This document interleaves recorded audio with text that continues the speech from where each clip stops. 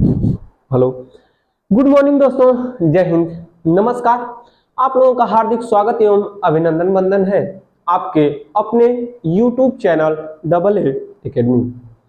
तो चलिए मेरे दोस्त, हम लोग हिंदी की कक्षा में हिंदी की पिछली कक्षा को हमने अच्छी प्रकार से आप लोगों को दिया था और आशा करता हूं कि आप लोग उसका अध्ययन भी किए होंगे। क्या था? तो हिंदी भाषा की प्रमुख बोलियां, क्षेत्र एवं उनकी विशेषताएं। तो आज हम लोग हिंदी की अगली कक्षा में आगे बढ़ेंगे और आगे बढ़ने के साथ साथ आज का टॉपिक क्या होने वाला है, तो भाषा की इकाइयां। कौन सी भाषा पढ़ रहे हैं? हिंदी भाषा पढ़ रहे हैं। कौन सी भाषा? हिंदी भाषा। तो हिंदी भाषा की इकाइयां, ठीक है। टॉपिक बनेगा आज भाषा की इकाइयां। आज हम लोग पढ़ने वाले क्या हैं? भाषा की इकाइयां, भाषा की इकाइयां, ठीक है। तो चलिए देख लेते हैं। आज हम लोगों का टॉपिक हुआ भाषा की इकाइयां। इकाई क्या होता है? पहले इसको देखते हैं, इकाई क्या होता है। किसी भी वस्तु के निर्माण की सबसे छोटी या छोटा जो कारण होता है, या किसी भी बड़े आकार हो या बड़ा कोई घर हो, उसमें जो निर्माण करते हैं छोटी छोटी जो वस्तुएं होती हैं उसे कहते हैं इकाई। जैसे घर के निर्माण में मेरे दोस्त किसका किसका अहम योगदान होता है? तो ईंट, सीमेंट, कंक्रीट, ठीक है। फिर इसके बाद छड़, गिट्टी, बालू, ये सब होता है। तो उसी प्रकार से भाषा का निर्माण कैसे होता है? तो भाषा के निर्माण में जो छोटे छोटे वर्ण होते हैं, ध्वनि होती है, अक्षर होते हैं, फिर इसके बाद स्वनिम होती है, ये सब जो होता है यह उसकी क्या है? इकाई, ठीक है। तो किसी भी बड़े वस्तु के निर्माण में छोटी वस्तु या छोटा योगदान क्या कहलाता है? इकाई कहलाता है। क्या कहलाता है? इकाई। तो भाषा के निर्माण में या भाषा का निर्माण जिस जिस वस्तु से मिलकर हुआ होगा वह भाषा का क्या कहलाएगा? इकाई। वह भाषा की क्या होगी? इकाई होगी। जैसे में स्वनिम, वर्ण, ध्वनि, अक्षर, फिर इसके बाद पद, अक्षर के बाद शब्द, पद, पदबंध, वाक्य, इसी तरह से उपवाक्य आएगा। आप लोग देखेंगे और हम आप लोगों को बताने वाले हैं। तो ये सब जो देखेंगे, आज हम लोगों का टॉपिक बनेगा भाषा की इकाइयां, ठीक है। तो दिख नहीं रहा है, इसको थोड़ा सा दिखाने का काम करते हैं। एक मिनट, हो गया। तो भाषा की इकाई क्या क्या होती है तो उसको देखते हैं, ठीक है। आइए देखिए, भाषा की इकाई में आप लोगों को जो पढ़ना है मेरे दोस्त, क्या क्या पढ़ना है? पहला देखिए, आपको पढ़ना है भाषा की इकाई में स्वनिम। भाषा की इकाई में क्या पढ़ेंगे? स्वनिम पढ़ेंगे। स्वनिम के बाद क्या पढ़ने वाले? ध्वनि पढ़ेंगे। ध्वनि के बाद क्या पढ़ने वाले हैं? वर्ण पढ़ेंगे। वर्ण के बाद क्या पढ़ने वाले हैं? तो स्वनिम, ध्वनि, वर्ण। वर्ण के बाद पढ़ेंगे अक्षर। अब बहुत से अक्षर मिलकर जो सार्थक अर्थ प्रकट कर दें, अच्छा अर्थ प्रकट कर देते हैं, उसे क्या कहते हैं? अक्षर के बाद शब्द। अक्षर के बाद क्या पढ़ना है? शब्द। इस शब्द के बाद हम लोग क्या पढ़ने वाले हैं? तो बहुत जो शब्द होता है, इस शब्द का किसी वाक्य में प्रयोग कर देते हैं तो उसे कहते हैं पद। तो पढ़ने वाले हैं अगला वाला टॉपिक, पद। बहुत से पद जब मिलकर एक बंधन में बंध जाते हैं तो कहते हैं पदबंध। पद बंध। आगे देखिए, पदबंध के बाद क्या पढ़ने वाले हैं? तो पदबंध के बाद हम लोग पढ़ने वाले हैं पदबंध के बाद क्या पढ़ेंगे? उपवाक्य। पदबंध के बाद क्या पढ़ेंगे? उपवाक्य। उपवाक्य के बाद हम लोग क्या पढ़ेंगे?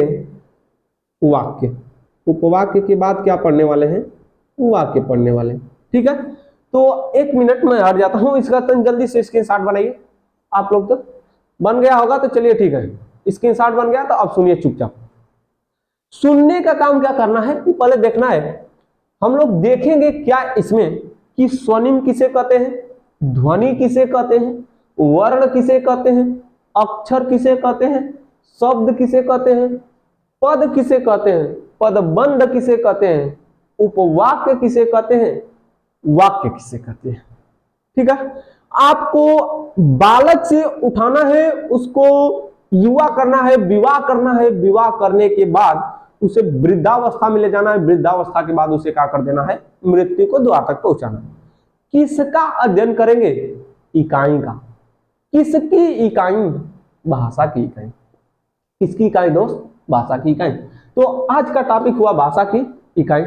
भाषा की इकाई में क्या क्या पढ़ने वाले हैं तो आपके सामने प्रस्तुत है। क्या पढ़ेंगे? सबसे पहले स्वनिम, स्वनिम के बाद पढ़ेंगे ध्वनि, ध्वनि के बाद पढ़ेंगे वर्ण, वर्ण के बाद पढ़ने वाले हैं अक्षर, अक्षर के बाद पढ़ेंगे शब्द, शब्द के बाद पढ़ेंगे हम लोग पद, पद के बाद पदबंध, पदबंध के बाद पढ़ेंगे उपवाक्य, उपवाक्य के बाद पढ़ेंगे वाक्य। इसी को इंग्लिश में कहते हैं पैराग्राफ। समझिए, इसको जानने से इतना तो जान गए, लेकिन समझिए कहां से शुरू करना। हमने पिछली कक्षा में बताया था कि भाषा मुख्य रूप से कितने प्रकार की होती है। तो भाषा मुख्य रूप से 2 प्रकार की होती है। कितने प्रकार? 2 प्रकार। पहला वाला बताया था मौखिक भाषा, पहला वाला मौखिक भाषा, दूसरा वाला आपको बताना है लिखित भाषा। दूसरा वाला क्या बताए थे? लिखित भाषा हमने बताया था। समझिए, जो भाषा है मेरी भैया चाहे बबुआ, यह भाषा मेरे दोस्त कितने प्रकार की होती है? 2 प्रकार।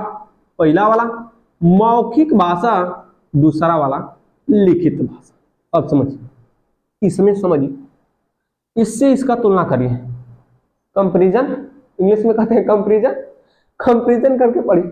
समझिए, इसमें से जो स्वनिम है और ध्वनि है, यह दोनों मौखिक भाषा के अंग हैं या मौखिक भाषा की इकाई। समझिए, स्वनिम जो है, ध्वनि जो है, यह स्वनिम और ध्वनि यह मौखिक भाषा की इकाई है। किसकी इकाई है? मौखिक भाषा। इधर जो जितना बच गया, यह सभी किसकी इकाई है? लिखित भाषा। बचे हुए सभी जो आ जाएंगे, बचे हुए सभी, यह किस भाषा की इकाई है? लिखित भाषा की इकाई है। परंतु आपके सामने समस्या खड़ी होने वाली है। कैसे? समस्या क्या खड़ी होने वाली है?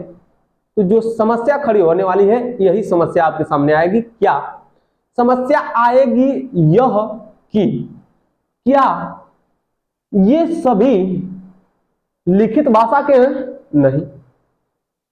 क्या ये सभी इकाई मौखिक भाषा की है? नहीं। मौखिक भाषा की इकाई में आपको शामिल किया जाएगा स्वनिम और ध्वनि। बचे हुए सभी किसमें आएंगे? लिखित।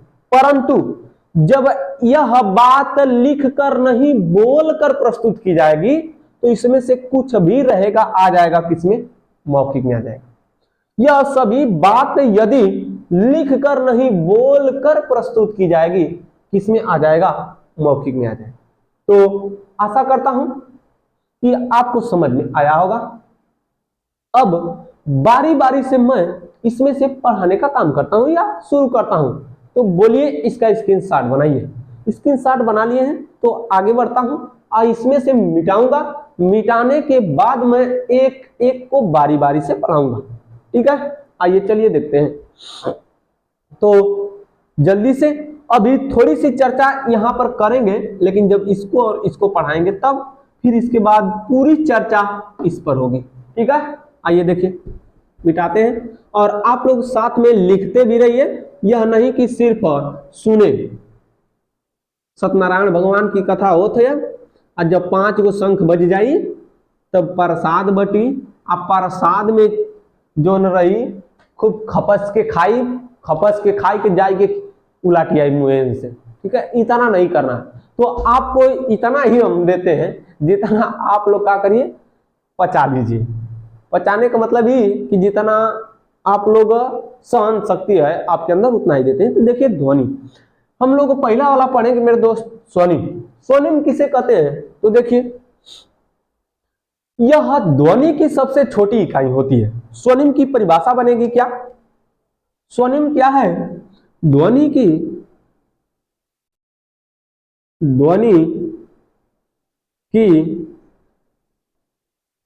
सबसे छोटी इकाई। ध्वनि की सबसे छोटी इकाई क्या कहलाती है? स्वनिम कहलाती है। अब कैसे बबुआ? सोचा, इस स्वनिम के बाद हमने आपको क्या दिया था? यहां पर ध्वनि दिया था ना। तो जो स्वनिम है ध्वनि की सबसे छोटी इकाई है। इसका मतलब कि ध्वनि से भी कुछ छोटा है, हाँ, उसे क्या कहेंगे? स्वनिम कहेंगे। क्या कहेंगे? स्वनिम। प्रश्न कैसे पूछेगा उसको बताएंगे, लेकिन अगला वाला देखिए, इसकी परिभाषा अगली क्या बनने वाली है? तो इसकी अगली परिभाषा बनने वाली है क्या? कि मुख के द्वारा निकली हुई वायु, मुख के द्वारा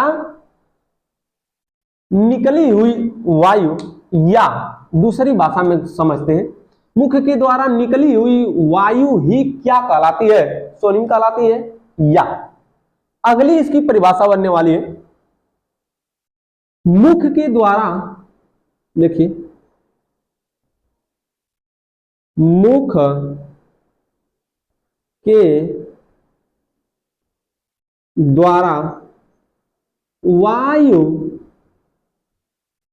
को बाहर निकलने की क्रिया, बाहर निकलने की क्रिया स्वनिम कहलाती है। मुख के द्वारा स्वनिम कहलाती है। क्या हुआ? किसके द्वारा क्या निकलेगा? मुख के द्वारा वायु निकलेगी, और वह निकलने की क्रिया क्या कहलाएगी? निकलने की क्रिया आपको स्वनिम कहलाएगी।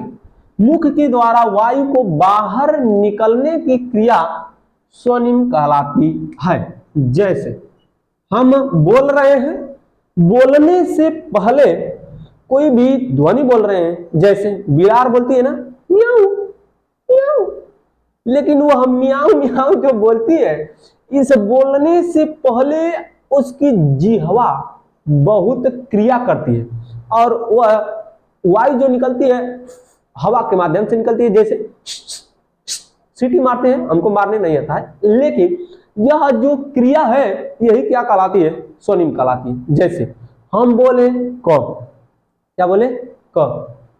श्याम, सीता, गीता, मोहन, सोहन, जो कुछ बोले उसके बोलने से पहले हमारी जिह्वा कुछ क्रिया करती है, यह क्या कहलाती है? तो यही आपकी क्या कहलाती है? स्वनिम कहलाती। तो देखिए, किसके द्वारा, मुख के द्वारा क्या करना? वायु को बाहर निकालना या निकलने की क्रिया क्या कहलाती है मेरी भैया? स्वनिम कहलाती है। आशा करता हूं कि समझ में आ गया हो। तो हम कह सकते हैं कि ध्वनि की सबसे छोटी इकाई क्या कहलाती है? स्वनिम कहलाती है। हो गया? तो इससे परिचित हो गए, तो ध्वनि की ओर लेकर चलूं। तो अगला वाला आपको देता हूं, देखिए ध्वनि। अगला वाला आपको मिलने वाला है ध्वनि। देखिए ध्वनि को देखते हैं, ध्वनि को भी देख लेते हैं। तो ध्वनि क्या होती है, तो कह सकते हैं कि स्वनिम की बड़ी इकाई, स्वनिम की बड़ी इकाई क्या कहलाती है, ध्वनि कहलाती है। ध्वनि की परिभाषा हो जाएगी कि किसके मुख से निकलेगी, मानव के मुख से। तो मानव मुख से उच्चरित, मानव मुख से उच्चरित सार्थक, क्या सार्थक, मानव मुख से उच्चरित भाषा की सार्थक इकाई, सार्थक इकाई ध्वनि कहलाती है, सार्थक इकाई ध्वनि कहलाती है। सुनिए, किसके मुख से क्या निकलेगा, मानव के मुख से ध्वनि निकलेगी, यह ध्वनि क्या होनी चाहिए, सार्थक होनी चाहिए। मानव के मुख से उच्चरित भाषा की सार्थक इकाई क्या कहलाती है, ध्वनि कहलाती है। ठीक है, मतलब यह कि आप जो कुछ भी ध्वनि निकालेंगे उसका अर्थ निकलना चाहिए। जैसे हम निकाल दें क्या, इसका कुछ अर्थ निकला क्या, नहीं ना अर्थ निकला। लेकिन अब बोले श्याम, मेघ, पंखा, मोबाइल, मार्कर, कलम, यह भी तो ध्वनि निकल रही है, यह ध्वनि निकल रही है ना दोस्त। तो यह क्या है, सार्थक है। क्या है, सार्थक। कलम बोलेंगे तो कोई देगा ना कलम, यदि बोलेंगे मार्कर तो यह वस्तु देगा। पंखा बोलेंगे तो पंखा दिखाएगा ना। साइकिल बोलेंगे साइकिल देगा। यदि जो कुछ बोले वह सार्थक अर्थ निकल गया, क्या कहलाएगी, ध्वनि कहलाएगी। अब आपसे प्रश्न बनाएगा क्या, हमने आपको बताया है पिछली इसी कुछ ही समय पहले कि मुख्य रूप से भाषा के कितने रूप, तो भाषा के दो रूप। पहला वाला आपको मिला था मौखिक भाषा, पहला वाला क्या मिला था, मौखिक भाषा, और दूसरा वाला आपको क्या मिला था, लिखित भाषा। दूसरा वाला क्या मिला था, लिखित भाषा। तो हमने बताया था कि मौखिक भाषा के अंतर्गत कितना पन्ना है, दो पन्ना है, स्वनिम और ध्वनि। अब प्रश्न बनाएगा, प्रश्न कैसे बनाएगा सुनिए, अब खाली प्रश्न यहां पर सुनिए कि भाषा की सबसे छोटी इकाई क्या है, स्वनिम को मारिएगा। यदि स्वनिम और ध्वनि दोनों ऑप्शन में हो गया तब भी स्वनिम को मारिएगा, स्वनिम नहीं है तब ध्वनि को मारिएगा। समझ आ गया। फिर पूछेगा कि क्या पूछेगा कि मौखिक भाषा की सबसे छोटी इकाई क्या है, स्वनिम को मारिएगा। स्वनिम और ध्वनि दोनों साथ में है तब भी स्वनिम को मारिएगा, परंतु स्वनिम नहीं है ध्वनि है तब ध्वनि को टिक करिएगा। ठीक है, प्रश्न बनाएगा क्या कि भाषा की सबसे छोटी इकाई क्या है, तब भी स्वनिम सही रहेगा। अब लिखित भाषा की सबसे छोटी इकाई क्या है, तब बदल जाएगा, आगे बताएंगे उसको। लेकिन मौखिक भाषा की सबसे छोटी इकाई क्या है, ध्वनि, स्वनिम, स्वनिम। यदि स्वनिम ऑप्शन में नहीं रहेगा तब ध्वनि को मारिएगा। चलिए मेरे दोस्त, तो आशा करता हूं कि स्वनिम समझ में आया होगा, ध्वनि समझ में आया होगा। यह दोनों किसकी इकाई है, तो यह दोनों मौखिक भाषा की इकाई है। किसकी इकाई है, तो यह दोनों मौखिक भाषा की इकाई है। ये दोनों किसकी इकाई है, मौखिक भाषा की इकाई है। किसकी इकाई है दोस्त, मौखिक भाषा की इकाई है। परंतु अब जो हम लोग पढ़ेंगे वह लिखित भाषा की इकाई पढ़ेंगे। ठीक है, तो हमने आपको क्या क्या बताया, भाषा की इकाई, भाषा की इकाई में हमने आपको बताया क्या पढ़ना है, स्वनिम, ध्वनि, वर्ण, अक्षर, शब्द, पद, पदबंध, उपवाक्य, वाक्य, इतना पढ़ना है।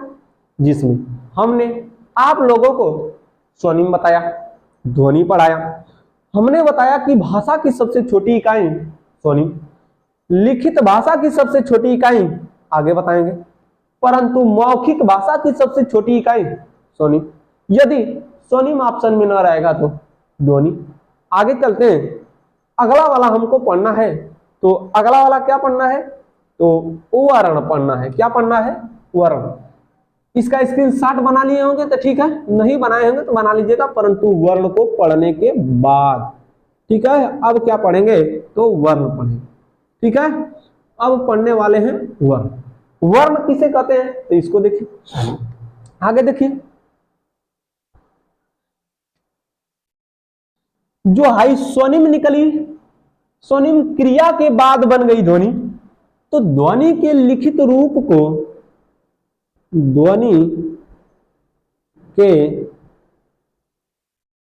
लिखित रूप को ही वर्ण कहते हैं।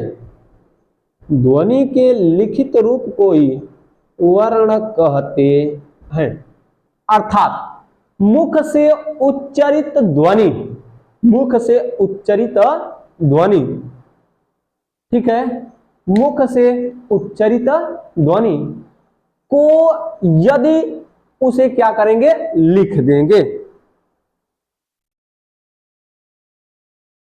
मुख से द्वारा जो ध्वनि निकली उसको लिख देंगे तो क्या कहलाएगा? वर्ण।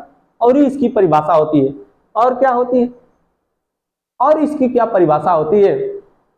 तो मुख से निकली हुई वह छोटी से छोटी ध्वनि जिसके टुकड़े न किए जा सके। अर्थात देखिए, यह लिखित रूप है, लिखित रूप नहीं रहेगा तब भी वर्ण रहेगा, परंतु समझिए, मुख से निकली हुई, मुख से निकली हुई वह छोटी से छोटी, छोटी से छोटी ध्वनि, आया ना ध्वनि शब्द? ध्वनि जिसके टुकड़े न किए जा सके, अर्थात तोड़ा नहीं जा सकता है उसे, टुकड़े न किए जा सके, किए जा सके, उसे क्या कहते हैं? वर्ण कहते हैं। उसे क्या कहते हैं? वर्ण कहते हैं। समझिए, जिस भी कहते हैं मुख से निकली हुई जो ध्वनि जिसका हम तोड़ ना सके, उसका तोड़ नहीं निकाला जा सकता है या उसे तोड़ा नहीं जा सकता है, उसे क्या कहते हैं? वर्ण कहते हैं। क्या कहते हैं? वर्ण। अर्थात समझिए, अब इसको ऊपर से मिटाते हैं, आवश्यकता पड़ गई हमको इसलिए मिटा रहे हैं। ठीक है, चलिए मिटा रहे हैं दोस्त, कंप्रोमाइज करिएगा, नहीं तो स्क्रीनशॉट ले लीजिए जल्दी से, हम मिटाएंगे अब। चलिए,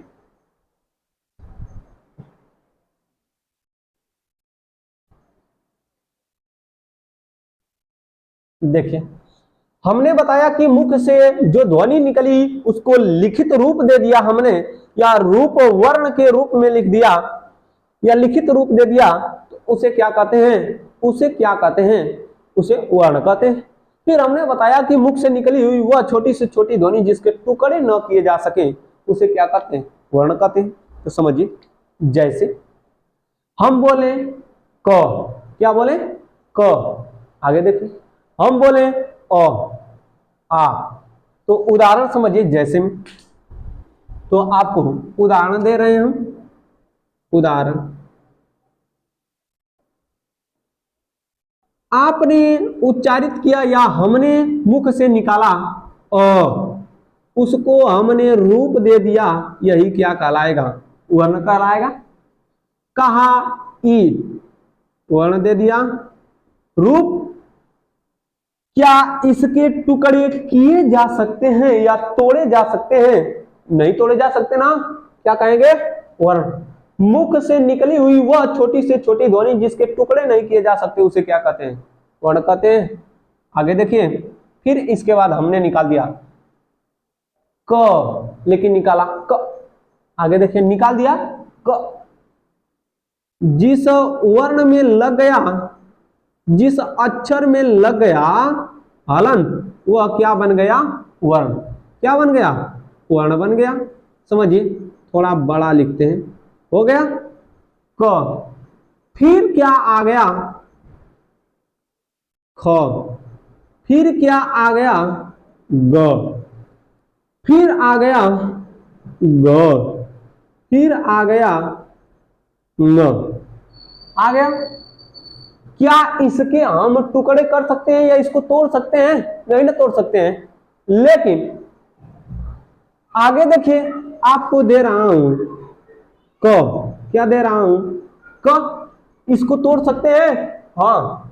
जब इसको तोड़ सकते हैं तो क्या तोड़ेंगे? तो तोड़ने के बाद यह बनेगा क्या?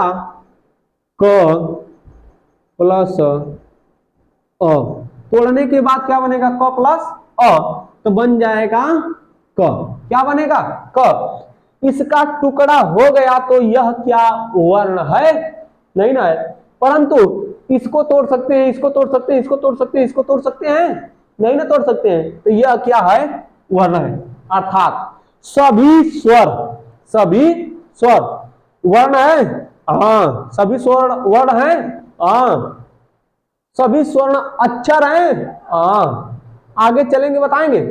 अब सुनिए, ध्वनि से, ध्वनि के लिखित रूप को क्या कहते हैं? वर्ण। मुख से निकली हुई वह छोटी से छोटी ध्वनि जिसके टुकड़े ना किया जा सके उसे क्या कहते हैं? वर्ण। अर्थात अब सुनिए, जो लिखे यह दिखाई दे रहा है क्या? दिखाई दे रहा है। तो वर्ण प्रत्यक्ष इकाई है कि अप्रत्यक्ष इकाई? तो देखिए, वर्ण कैसी इकाई है? प्रत्यक्ष इकाई है। वर्ण क्या है? प्रत्यक्ष इकाई है। वर्ण कैसी इकाई है? प्रत्यक्ष। लेकिन इसके पहले जो ध्वनि पढ़े वह ध्वनियां दिख रही थी? नहीं। परंतु नोट पॉइंट में लिख लीजिएगा कि ध्वनि क्या? ध्वनि अप्रत्यक्ष इकाई है। ध्वनि क्या है? अप्रत्यक्ष इकाई है।